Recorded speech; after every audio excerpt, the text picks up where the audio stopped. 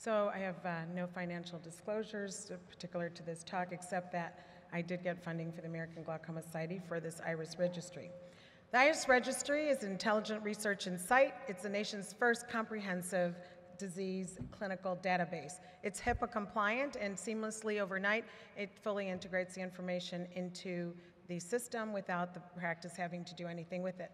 We can see that over time, there's been almost 52.97 million patients in that since January 1 of 2019.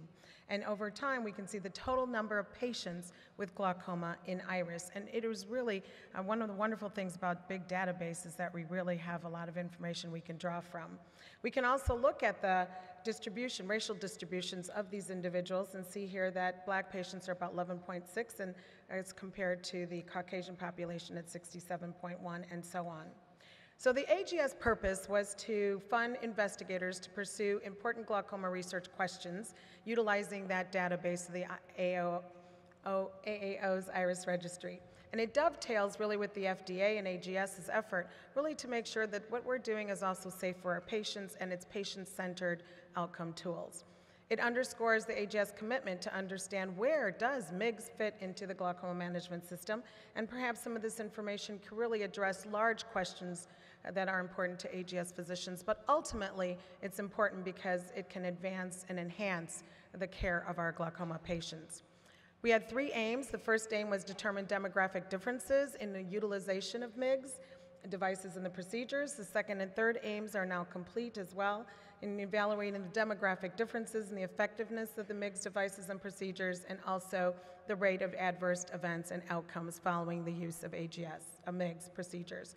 Certainly, the minimally invasive glaucoma surgery has many things that they share in common, which are ab interno microincisional approach, the fact that it's clear corneal incision, and we have direct visualization and anatomic landmarks, but really a high safety profile.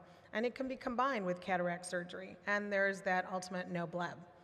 But certainly it's for mild to moderate glaucoma. So we looked at this retrospective cohort study. It was patients over the age of 40 years of age with open-angle glaucoma as a diagnosis undergoing cataract surgery between January 2013 and December of 2017. We certainly wanted to have enough time to look back at what had happened. Nobody had prior incisional surgery, and really the numbers are great. We had over 50,000 patients who had had cataract surgery and MIGS. And here we see the glaucoma diagnosis in a pie chart with, again, most of those being primary open-angle glaucoma. And we can see the uptake of MIGS procedures over time since 2013. And we looked at specific CPT codes in that database with specific codes for iStent, ECP, and CyPass at the time. But really, the overwhelming amount of the MIGS procedures were really the iStent, and we could see almost 51,000 of them were done, and second was the ECP. Now, interestingly enough, in glaucoma, if you looked at glaucoma specialists, we see that they were mostly on more advanced disease, and they were probably some of the procedures that takes a little bit more time to do as well. And we can see that again broken down here with most of those being iStents. When we looked at the baseline demographics, we found if you're 60 versus, you're more likely to get the MIGS if you're 60 years old, if you're in the Midwest, and if you're Black, and with mild to moderate glaucoma. And certainly in the time that we looked at this, we went from ICD-9 to ICD-10, so we had to figure that also into our composition. The severity based on cup to disc ratio, we found that was between 0.5 to 0.8 and 0.8 to 1.0. We look again at the severity in a different way on this pie graph, and we also found that most of the patients getting the MIGS procedures were Medicare patients, as we would probably certainly expect.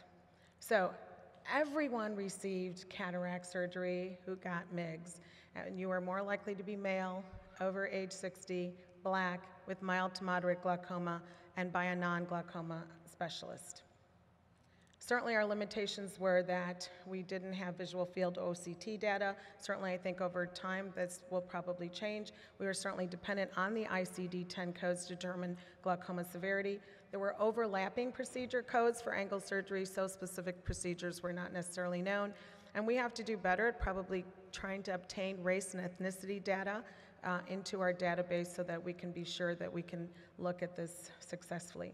Can't do anything without a team, and this is the team of individuals that were my co-contributors, and I want to thank you for this opportunity to present this AGS grant awardee.